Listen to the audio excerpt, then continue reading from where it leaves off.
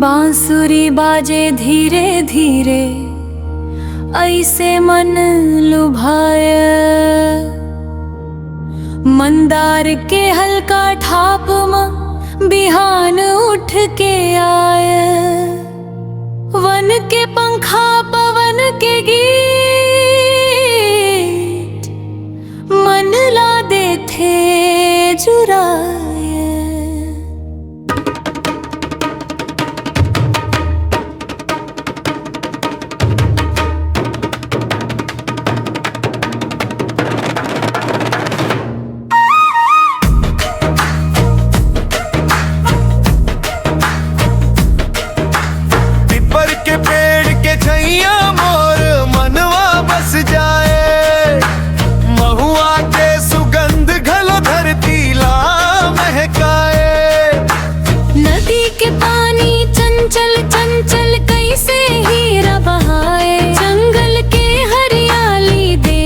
अखियन नाचे गुनगुनाए, गाँव के डगरिया सोहाय कंकड़ कंकड़ बोले।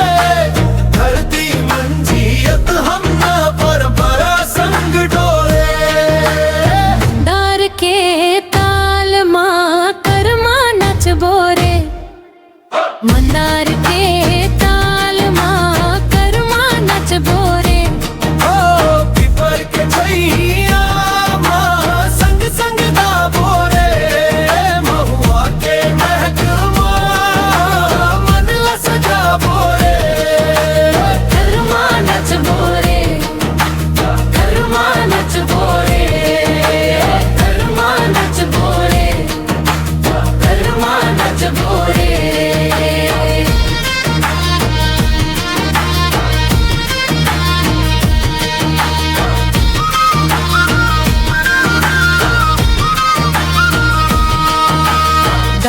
के चौक में बाजे महिला खुशी के तान। मैया दीदी संग मिलके भरते घर आंगन जान। मंजिरा की छन छन सुन के पाँव धरे धरती।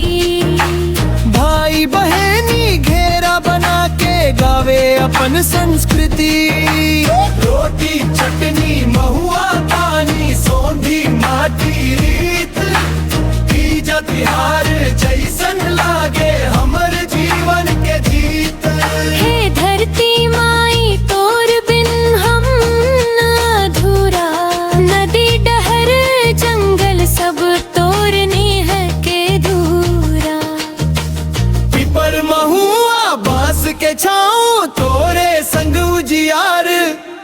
हमर मन के हर धड़कन में तोर गूंजे प्यार। मंदार के ताल माँ करमा नच बोरे, मंदार के ताल माँ करमा नच बोरे।